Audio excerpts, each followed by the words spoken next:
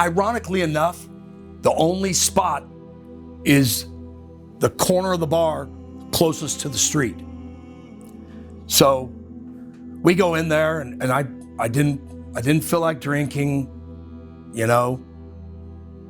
Mike didn't feel, you know, we're out kind of just to say happy birthday. Steve finally gets me something. We do a shot together, raise a toast, and then all of a sudden the music's loud, and I'll never forget.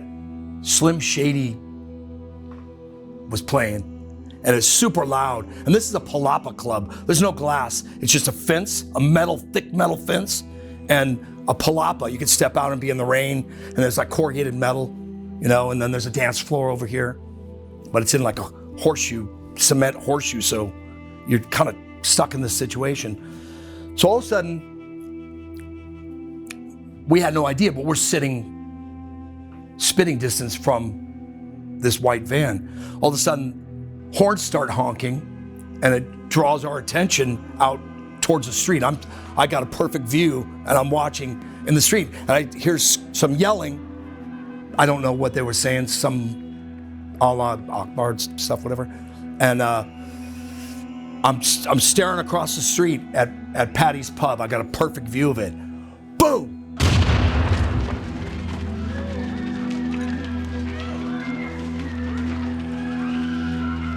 Bomb goes off, and I'm just going, whoa!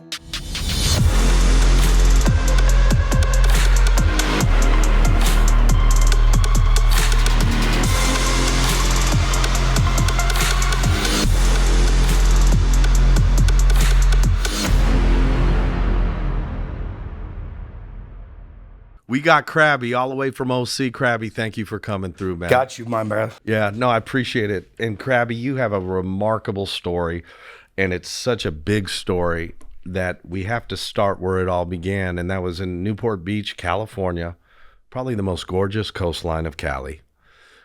And you were cutting those waves out there. Can you talk about your first introduction to surfing?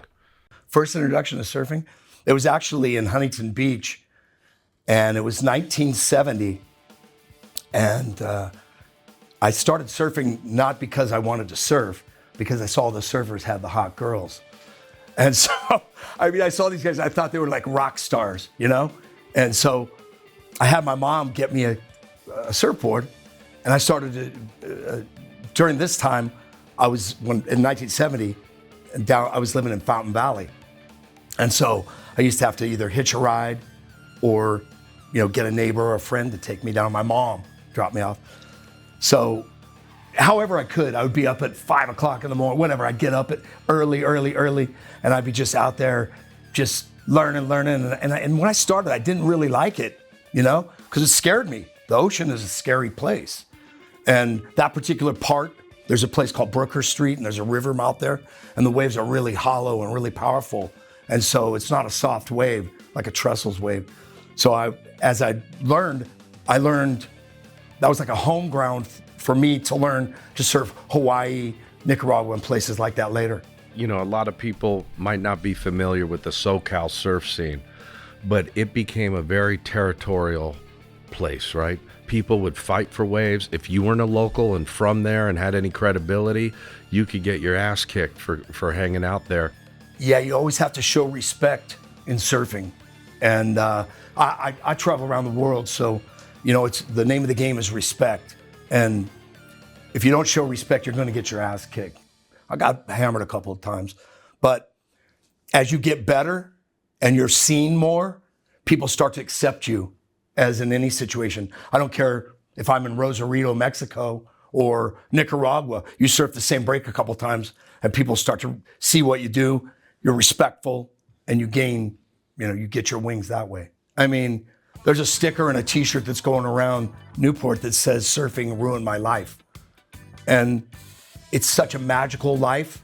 And I kind of feel bad for people who've never got to do it, never been inside a tube, never been in different places where dolphins are swimming around you and even sharks.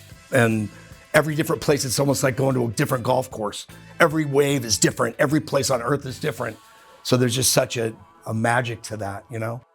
Let's move into a very, very sensitive subject. And it takes us to October of 2002.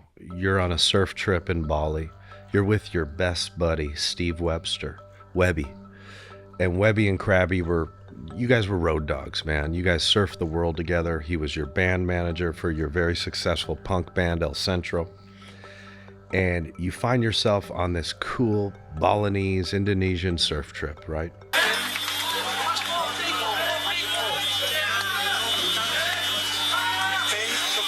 A huge bomb blast on the island of Bali has killed at least 182 people in the worst terrorist attack since September the 11th.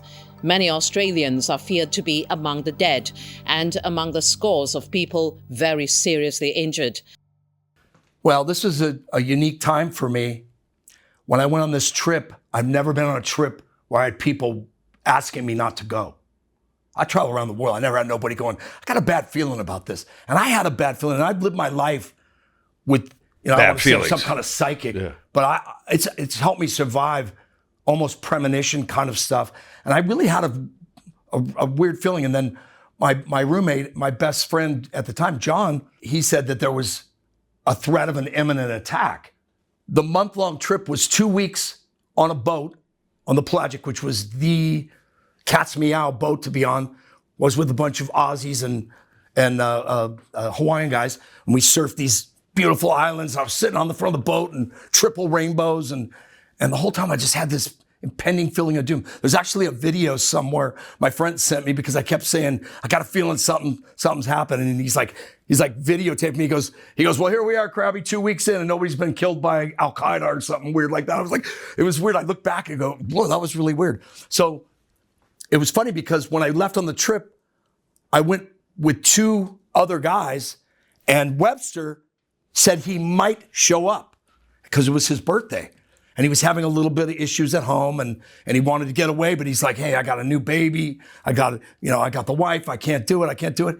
And so I was there, did the boat trip, came back, did the 2 weeks, and we were coming down to the last weekend where I was going to leave Monday morning. But anyway, during that time, I told Steve what the hotel we'd be staying at, and he found me. He showed up. I mean, I've had him say, I'm going to be in Mexico and never show up. He showed up. I was like, oh my God, your birthday. Oh my God, And so this was an intervention for me. I was just, I expected to die my whole life. I had so many traumatic things as a child. I was punk rock to the bone. I bought into it. Live fast, die young.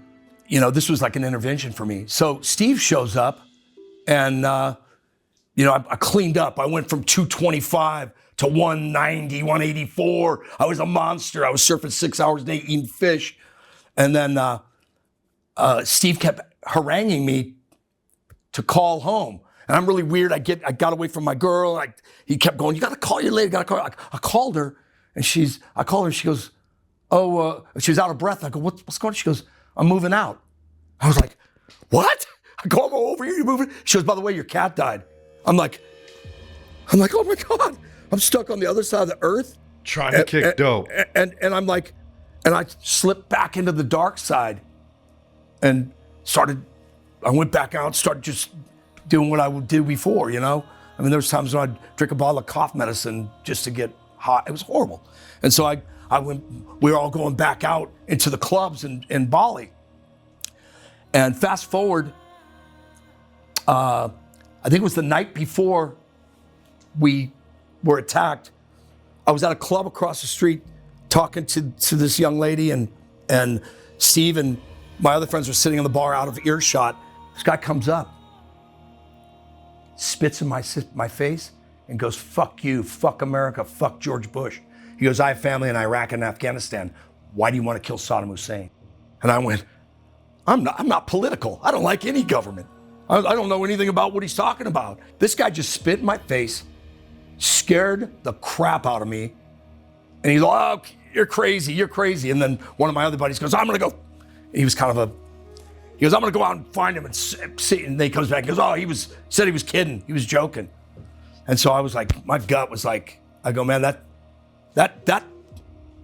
they came right out to me, And so the next morning I get up and the other 2 guys that I came with, came up to me, and I was booked to fly with them home on the following Monday, and they got spooked, I believe, and they're like, I look at their pack on this, I go, what are you guys doing? They go, we're going home, we're leaving. Lucky for them. They felt the tension.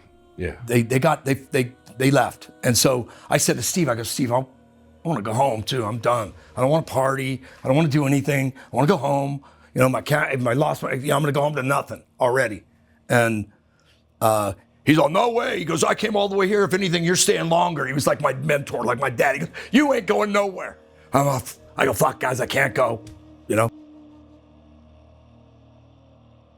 There was these two really sweet girls we'd see all the time. It's really weird when you're on a trip like this. You know, I'm a musician, I'm a surfer. I don't pay attention to names. I meet people, I'm on a surf trip. I'm not, you're Mildred O'Connor or whatever, you know. You meet people. There was these two nice girls we'd always see, and they, hey, Crabby, hey, what are you guys doing? And so. Were they Aussies? Yeah. Yeah. And then the night we were going, there was a gentleman who worked or ran a surf shop. And I'll call him Mike D. He every day we'd go out to the hotel, and he's like, hey, want to rent a boy? Hey, nice. Showed us surf spots. Really a kind, very handsome man. Well, I said, hey, you know, we're going to go out for Webster's birthday. I'm leaving Monday morning. We're going to go out and celebrate Webster's birthday. You know, whatever. And he goes, okay, we'll go get some dinner. We'll go do this. And so there was this Circle K, and they would pull out big speakers, and they would crank trance music, and you'd go and sit there, and they'd let you drink and do whatever you want on the stairs. So we go and we pick up the surf shop gentleman. We all got together. We went, got something to eat. Then we went over and went to the stair party, and Steve wanted to get some Jägermeister or some crap, you know, just nasty stuff. And so I'm all right. We get up, the trance music's playing, and we're sitting there, and here come the two Aussies. Hey, what are you guys doing? You know, they're holding hands, and they're just wonderful, just so sweet. And we're sitting there, and Webster goes in and gets a bottle, and is taking shots. And me and I'm sitting next to Steve, and he's talking to the girls, taking shots. And I got the surf shop guy next to me right here, and I look, and I can see a black sedan coming down the road, but the windows were all black. I mean, the front windows, all the windows were black. And my hair's standing up. I'm going, man, that car don't fit in. It's just, you know, it had rims on it, and it was just, over there, it's just little minivans and a little car. This car was like kind of pimpy looking. And why the heck would they black out the front window? You know, I'm watching, and Mike's next to me, and Steve's not paying attention. I'm watching this thing. All of a sudden, the back window comes down. This guy sticks his head out, and he goes, he's screaming and pointing our direction. And I'm with a man that speaks all dialect. He's an Indonesian man. He knows Borneo language. He knows all the different dialect. And so the guy stuck his head back in and went. I remember I looked at him. I go, bro, is somebody mad at you? He goes, man, I have a family. I have a surf shop. You know? I go, what did they say? And he goes, I don't speak that language. And I remember I went, yikes. You know, and my gut feeling was like, you're all gonna, you know, that type of thing. And so I'm going, oh my God. And then I go, Steve, he's all, leave me alone. Quit. God, you have a good time. I'm going away. And he goes, and by the way, let's get in the club around 10:30. Let's go. And I'm all right. And so the girls are there, and they're like, we're gonna go across to the Patty's Pub, and we'll meet you guys after 11 or something. We make our way, we get into the club, and the club, it's like 10:30, 10, somewhere between 10, right there. And we get in, and we walk in, and there's the place is just packed already. And usually, I mean, we would go at 1 a.m. or something, and you know, show up later, and because you're partying till 3 or 4 a.m. The sun, bats are flying around, you know. And so we went in, and as we went in, the only spot that was open was right at the corner of the bar closest to the street. The music's loud, and I'll never forget, horns start honking, and it draws our attention out towards the street. I got a perfect view, and I'm watching in the street, and I hear some yelling.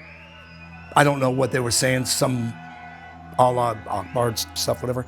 And I'm staring across the street at Patty's Pub. I got a perfect view of it. Boom! Bomb goes off, and I'm just going, whoa, whoa, whoa, whoa. It burnt. I remember it burned my eyeballs where I couldn't see, and the blood was coming out of my nose, and I could feel it coming out of my eardrums got broken, and me and Steve couldn't even talk because our ears were just blown, and we kind of were standing. We look at each other, and couldn't talk, and we're just standing. And the Palapa's right here. I'm a little bit farther to the outside, and then about 15 seconds later, there was a van bomb, a Mitsubishi van. He hit the switch, which contained 2,500 pounds of dynamite. We were about 20 feet away. Oh my God. And blew us to kingdom come. So when the second bomb went off, it was so big, you could feel it almost rip your lungs out. It breathed, it was, and it was like the end of the earth. It was like being in hell. Yeah, I'm sorry. Yeah, no, take your time. I get freaked out. So everything happens real fast at this point. We're standing there, and the roof comes down and just misses me by so much. And I remember, it's kind of morbid. I saw a guy with like no head. It was just horrible. So Steve got pinned under the roof. My first instinct is like a mother, a grandmother lifting the car off a baby, and I tried to reach for him underneath and lift the roof to get him off, and I burned my hands so bad because it was corrugated metal. So I remember I went like that, and my skin just boiled. And so at this point, the fire is everything's on fire. I could hear what little hearing I had in my ear, everybody screaming as they're burning because they got pinned under the palapa and they were getting burned like rotisserie chicken. It was evil. It was evil. And so at one point I dropped on my hands and my knees, and I remember I was like in a fiery coffin, and I remember I said, I'm in an Al-Qaeda bombing, and I'm gonna burn to death. And I remember a friend of mine who got severely burned in a house fire. He told me, pick a spot and go. I jumped up and I'm like, now I'm gonna burn. I don't know, Steve's a tough guy. I'm thinking maybe he's out the outside, everything's happening. People are screaming, everybody's on fire. And so I jumped up and I tried to run out and go to where I thought the safe place to be would be. And there was like a piece of metal, like part of the fence that was cantilevered down, and it had me trapped. So I would climb up and slide back down in. And I remember laughing maniacally. I'm like, I can't get out of this place. It's burning hot. It's horror. So I kept trying to go up, ripping my fingernails. And finally I got to the other side. And as I got to the other side, I remember I just kind of glanced and I slipped off somebody's back, their skin. It was just horrible. There's just people everywhere. It turned out that the two little blonde girls I was talking to were on fire. It was like they had foam rubber on them or something. They were trying to put and it was just, there's nothing I could do. At this point, I'm getting vertigo now because my eardrums are broken. I'm spinning. And so there's just this big fire. These girls, I try to help them. They're screaming. They're trying to put each other out. So I got where I thought I could try to find a way out. And I remember there was a black pole, and this was a thick metal fence that was still up over here. And the van had slowed down traffic, so all the other cars were burning and they were exploding as well, the gas tanks. And so I'm like, at one point I was thinking they're dropping bombs from the air, and then your mind starts going and clicking. And so I get up to the wall, and I remember thinking to myself, my hands were burned, so I touched my head. I go, oh my God, my whole head's gone. I thought my head was melted off. And so I get next to this black pole. I just went crazy, and I gave it a shoulder check. The first hit broke my scapula. And so, I mean, this is a metal fence that's welded to a pole. And I just kept hitting it and hitting it and hitting it. And then in my mind, I'm getting dizzy, all these people, all this stuff going on. And I'm thinking, oh my God, if I get out of here, they're gonna just shoot me when I get out. You know what I mean? All these things are going through your mind. And so I finally broke the fence open. And at this point, I'm so dizzy, I spilled into the street. And it was just, anybody that was there was in pieces. My Indonesian friend Mike was between me and the car bomb, and he was basically liquidated. I was covered with this stuff, and so I break the fence and I spill out. I'm down there and I look, and there's a little hand reaching out. And it was a girl, and I pulled her hand, and I kind of pulled her down, and I remember her face was all burned, and she just said, "Thank you." You know, and that's all she could say to me. I was just like, fuck, dude. Sorry. It's just like heavy.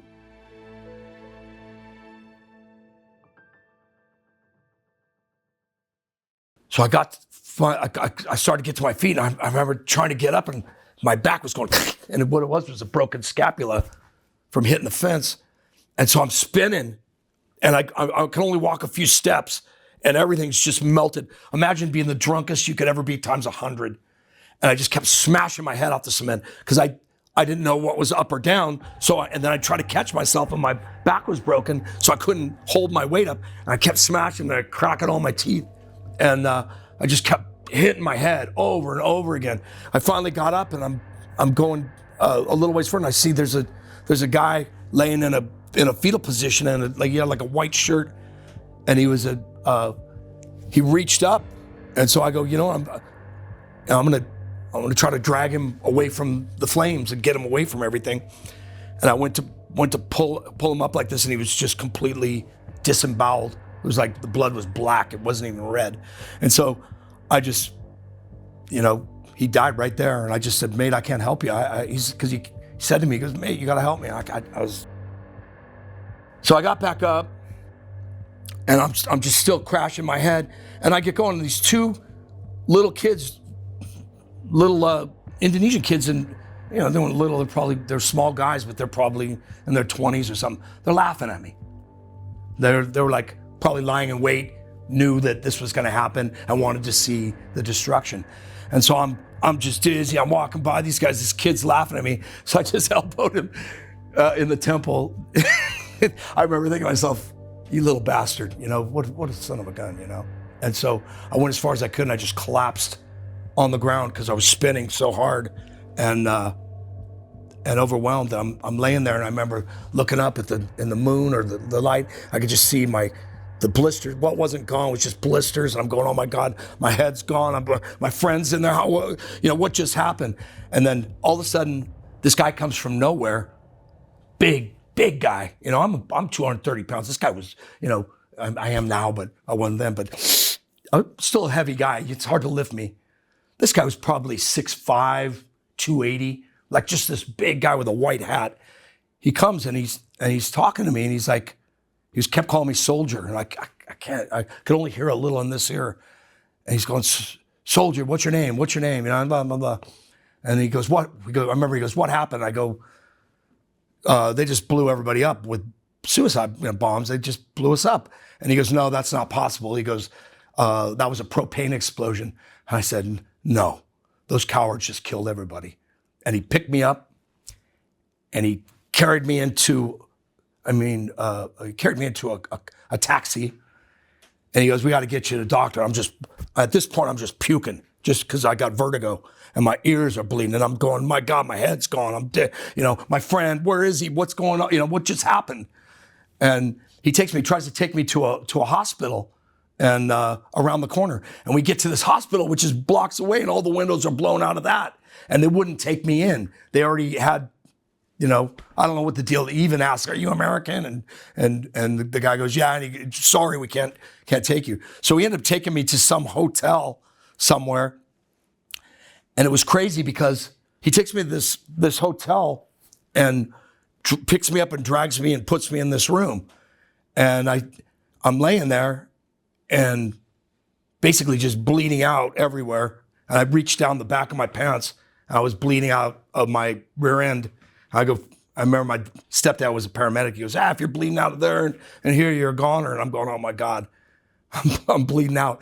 My teeth were cracked and stuff. I pulled like a piece of tooth. I'm like, what? Everything's happening at once. And they're like, I think it was like an Australian EMT guy. They got him to come in, and I'm going, man, I had money in my shoe to check out, make sure, see if I have my money. The guy pulls my shoe off and my money was in there. And he goes, I'm going to put it right here on the table. So I got these guys checking me out. The EMT guy's looking at me and he's going, man, you're bleeding from your ears. You're bleeding from, we got to get you, you're going to have to get you to the hospital or something like that. Because whatever you do, don't go to sleep. I did. I passed out. And then I woke up. I had like flies on me and stuff. I woke up and I'm like, where am I? And I looked at my shoe with my money was gone. And I looked at my whole pillow was just soaked and with blood. And then I got up and I just had what looked like spaghetti. It was veins and it was and the smell. And I got up and I ripped my shirt off and I went out walked out to the thing. I'm still spinning, and all these guys are sitting out there smoking. And it was a weird thing because I'm going, are they going to kill me? You're in that fight or flight. And I remember I'm like, wow, I'll do whatever I got to do. I'll do whatever I got to do. And then this little girl comes walking up to me, this cute little thing with bangs, and she goes, oh my God. She goes, you have to see what happened. She goes, body parts everywhere. It smelled like burnt fish. I'm like, oh my God, oh my God. So I'm crawling my way. I don't know where I'm at. Nobody I know is there for me. The guy who picked me up with the white hat's nowhere to be seen. My money's gone. My friend's probably dead. I'm covered with guts. And so I start to walk into the reception area of the hotel. And these guys are all sitting drinking tea and eating a sandwich. And I looked up and the TV was, I think it was already up to 88 declared dead. And they, it was like their version of CNN, but it was really gnarly stuff. And I asked the guys, I go, guys, where's the guy with the white hat? He's got I don't know where I'm at. And they're like, oh, you got to leave. And I go, you know what? I'm bleeding out my eyes. I go, I'm just going to sit here. And I just remember sitting there and blood's dripping on the table. And they're going, man, yikes, get this guy out of here. And so I made in my mind I was going to stay for a certain amount of time. And I looked up and here comes the guy with the white hat. And he's got my shoe. I go, oh my God. He goes, you're not going to, he goes, you're a ghost. He goes, you're not going to even believe what you lived through. It's just, and he's taking pictures of me. And I'm like, what the hell is this guy doing? Turns out later, people came up to me and told me he was a photographer for National Geographic or something. That's just what got through the grapevine to me. So he takes me back and gets me loaded up and gets me back to the hotel, which everybody's just hovered around the hotel. Word had gotten out that one of the Americans had lived. One of the Steves had lived. And so Steve had kept close with his wife. And there was a guard there that we were all friendly and joking with all the time. And they pulled up and set me there. And then the guard comes up and he goes, your wife's on the phone. It wasn't mine. It was Steve's. And she said, what happened? And I could, barely hearing this here. And I said, we got hit by, a bomb, and I don't think he made it. I try to get him out from underneath. I don't know. She goes, Crabby, you have to go and look for him. We went to like 3 different hospitals and I was going through beds looking for him and like a freaking zombie. And I looked through so many body parts and so many body bags that I couldn't do it anymore. I was, at one point I was standing up and the blood and the fluid was over my feet. And I gave up. I couldn't find his body. And so in my mind, I'm going, he's a tough guy, man. He's probably waiting for me somewhere, but I didn't find him in that thing. It's kind of a crazy thing, but they're taking me back and I'm like in just total shock at this point. And I see McDonald's and I go, take me there. I just wanted to feel safe.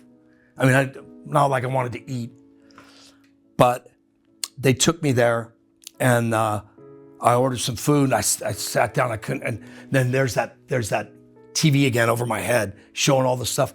And I look, and there's this guy with the black turban, and he's big, and he's kind of out of my sight, and he's trying to motion to me. And I'm like, man, my energy, I'm feeling really weird about this guy. All of a sudden he gets up and he moves like close where the camera would be. And he rolls up his sleeve and he has an American flag burning on his arm. And he kept going, I was like, oh my God, I got goosebumps right now thinking about this guy. I'm like, what else am I gonna see here? And so I got up and I'm so out of it. I get up and I get out of the building, and the kids I was with are like, they're like, we'll go back and hit him with a stick, or I go, just get me out of here. Get me out of here. I want to go home. And I turn around as we're backing out, and the guy's standing right behind the van, just laughing at me. And I go, I get me the hell off this island. From there, it was, the whole island was an exodus. Everybody was petrified. And so I get back to my particular room, and these kids were coming up telling me that that I was still gonna get killed because they found out I was alive, the American that lived. And so I'm going, oh my God, they're gonna still come and get me? I just wanted to get home.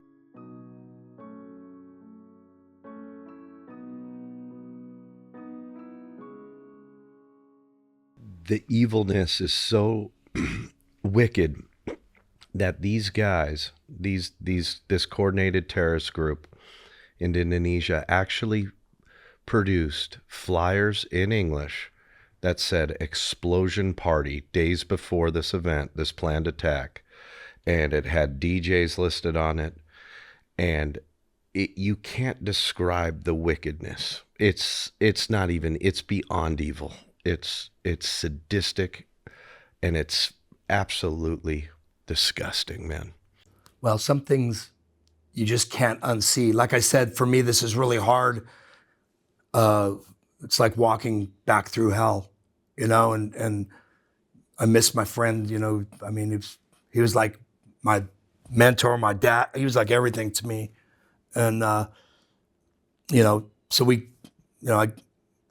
I have to fly home, and my eardrums are broken and my back's broken, and I go to leave, and I packed up Steve's stuff, and these kids that helped me, I gave them all the surfboards, and I went in, and then the Australian doctor was checking me out, and he goes, man, you're not good to fly. You got broken eardrums, nasal things, your back's broken. And he told me, he goes, I don't want to scare you, but sometimes the scapula is in a bag and it swells up and it can actually explode. I'm like, oh my God. He goes, I'll take you to Perth. And I go, no, I want to just get me home. Get me home. The doctor told me, he goes, whatever you do, don't say bomb on a plane. So we're flying back, and the stewardess, the Singapore stewardess, she was ironically, she was on the flight when I went there a month earlier. And then she was on the flight on the way home, and she said, what has happened to you? And I'm deaf. So I said, the bomb. And everybody in the plane's like, oh my God. And the Aussie guy goes, man. And I really was afraid that I was in a lot of trouble for saying that. I couldn't help it because I couldn't hear. And then all of a sudden I look, and the curtain opens up, and it's one of the captains. Then the other captain. Then the captain comes up to me, and we were gonna land in Singapore. And he goes, don't leave your seat when you land. I'm going, oh my God. Anyway, they were very kind to me when I got to Singapore, and put me in a wheelchair and took me to a small little doctor's office. And the lady gave me a big shot of morphine for the flight home. And I was singing, I am smelling like people were like, yikes. And so finally I get home, and the FBI was waiting for me to talk to me when I landed, and all the news, and it was crazy. So it wasn't till about a week later when they did find Steve, and he was, Stephen Brooks Webster. Webby. I miss him every single day. Yeah, man.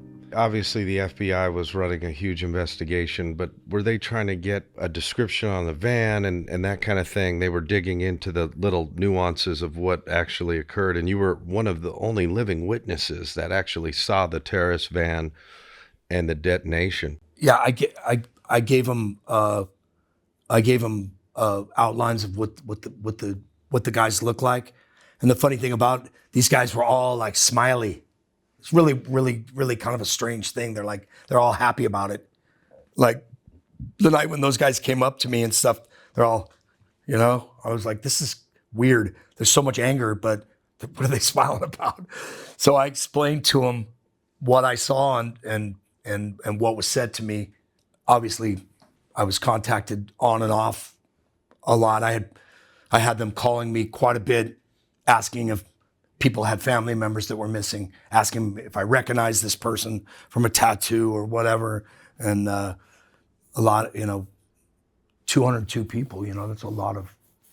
And hundreds injured, and a lot of Aussies perished, unfortunately, and Brits and so forth. But you were one of the few Americanos there, and I think there was 7. Yeah, didn't make it. And it was cool to see the punk rock community, specifically Pennywise, step up and do a show in your honor. Can you tell us a little bit about Pennywise? Well, that was through Volcom, and it's crazy because I was such a huge fan of Pennywise, and they're such great guys. My friend Troy Eckert, who's a big wig at Volcom, lived across the street, and he goes, we got to get you some help, And he started talking to the Pennywise guys, and they're like, yeah, we're down. So the punk rock community came together, and that helped me so much. And then down the line, Greg Hedson also helped me a lot. He's the guitar player from Bad Religion and Circle Jerks, just the most legendary, sweetest guy you'll ever meet.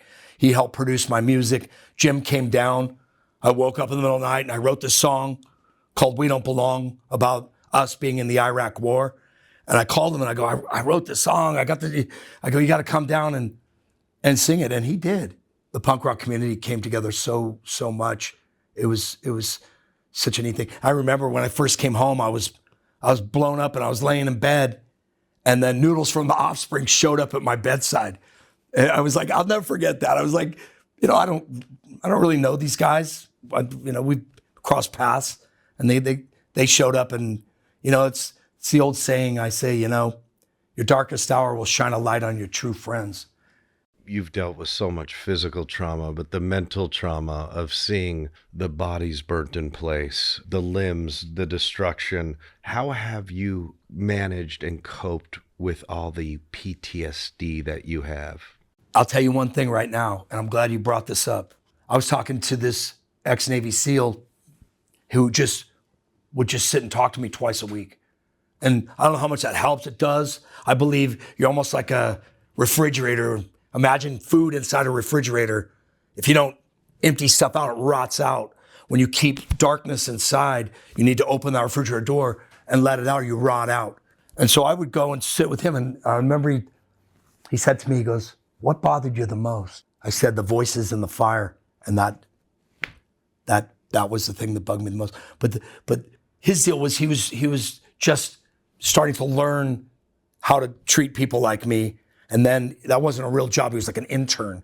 And then one day I went in and he goes, Steve, I got some bad news. He goes, I got a real job. I can't talk to you anymore. And I remember I was like, what are you talking about? I need you. And he goes, however, I've got this girl. She's a young surfer girl. She even thinks she knows you or knows of you. And she does a treatment called EMDR. You have to look it up and share it with people, because there's so many soldiers that are hurting themselves, taking their own lives, people that get suicidal. And when you have trauma like I've had from childhood abuse, sexual abuse, animals killed, and from all kinds of horrible things, you carry this darkness like a big, giant, rotten tumbleweed inside, and you got to get that thing out. So he said, I got this lady. She was probably only 28 years old. He goes, she does a thing called EMDR. And I go, all right, I'll go meet with her. When I went in to meet her, she was very specific And she said, we'll use a biblical term, Genesis to Revelation. She said, this is your Genesis, your first day. Revelation, I will tell you when you're done and I can help you no more and you're as healed as I can make you. And I went in, I think it was 25 or 30 episodes. It was the craziest thing. She had a tapping thing and we'd sit knee to knee and I would go and relive every fucking bit of my trauma. It's like a big swollen balloon I carried around. And by the time I relived it, and then she'd say, where do you want to bury it when we're done? Do you want to put it in a jar and put it in the ground? You want to put it in a safe? I said, put it in a jar, let's get rid of it. It sounds crazy. This lady saved my life because I didn't want to be here a lot. I think of the Van Halen song, I've been to the edge. From there I stood and looked down. You know, I lost a lot of friends there. If you've ever been to that edge, I remember thinking, how could somebody take their own life? I've been there, where it's so painful to live, you want to give up. And it's fucking hard, man. But this lady, I did the treatments with her, and I went through every single thing like a living video. I'm telling you, there's nothing like this in the world. I came in and I did my 25 or 30 sessions. And I was telling people, I go, I actually lived a videotape of everything that ever happened to me. My stepfather killing my kittens and for all kinds of crazy stuff. And, you know, being molested as a child and being afraid to go to sleep. Just all the things that I had. And I came in one day, she goes, Revelation. And I said, what the fuck are you talking about? She goes, you're done. So Crabby, this EMDR thing changed your life. This young lady absolutely healed you, bro. Sorry, you guys. I get emotional sometimes. No, Crabby, this is the heaviest story, man. What you've gone through, most people could not walk in your boots, brother. All right? EMDR is something that is so important. I tried every single thing. There's no medication that's going to heal somebody who wants to take their own life or, lives through trauma. It takes a swollen red balloon of nasty tumbleweed that's in your soul and it uproots it. And you want to know what? I've never talked to another psychiatrist, psychologist, anybody ever since. It healed me probably 85 to 90%. And let me tell you something, for this not to be out there, and I told that girl, you're going to be a fucking millionaire because of what you do. She is a lifesaver. People are sad out there. They're suicidal. Soldiers that got put in these fake wars. People that are lonely and sad and depressed and stuff like that. You can get rid of that. Yeah, no, absolutely, man. There's a lot of people dealing with pain, man, but the trauma you've endured, Crabby, is insane, man. It's insane. And we're all so proud of you because you didn't go back to the cuchara. You didn't go back to the drugs. You're staying sober and taking this head on, man. So hats off to you. We salute you for that, Crab. This is Bob Marley said, every man feels like his burden is the heaviest. So when people are like telling me that they got problems, their problem is as heavy to them as mine is to me. You get what you get, you know? You either give up or, like I always say, believe and achieve. If you say you can, you can. If you say you won't, you won't. You won't. I know it's been painful to relive your story, and we want to thank you for that. But you're also journaling all your accounts, and you're going to be writing a book with a really good author, correct? I've been talking to this young man. I'm trying to get him on the team, and I pray that he comes on. But this book, it's funny because I bought this book and I'm friends with Bad Religion. The biggest shows I ever did in my life were with Bad Religion, one at the Palladium, one at the Cox Arena in San Diego. Bad Religion has stepped up for us and I've never played shows that big. But I bought this book and I just fell in love with it. And you want to know what? I said, I'm going to do a book. Let's try to hunt this writer down. We Instagrammed him, Jim Rulin. Jim Rulin, if you're listening. This is a Bad Religion book. Do what you want. This is an amazing book. It's the history of punk rock and Bad Religion, and it just goes so deep. Jim Rulin, do what you want. Get it. Awesome, Crabby. How can our audience can find you? You're on Instagram, Facebook, and all that. That's right. Look for Crabby, Anton Shadows. He's the founder of El Centro That's right. band. Uprising, Why We Kill. Yep. Yeah. Crabby, thank you so much for coming through today and sharing your story, bro. We appreciate it. It was such an honor, you guys. And I'm sorry, I'm a little, I go through stuff where, I don't communicate like I should. I get a little bit lost. And so I'm glad that you guys are understanding of that. And I just, God bless. Thanks for giving me a shot up here. I believe if anything comes out of this, people need to go and do EMDR. Save yourself. You're worth more than that.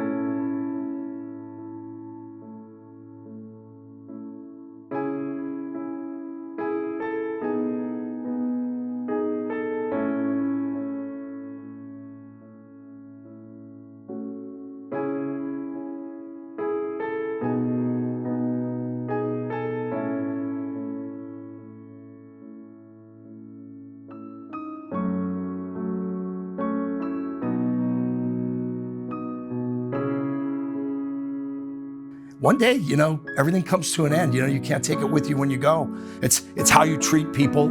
A lot of people don't get that, and they live a delusional life of selfishness and not being kind.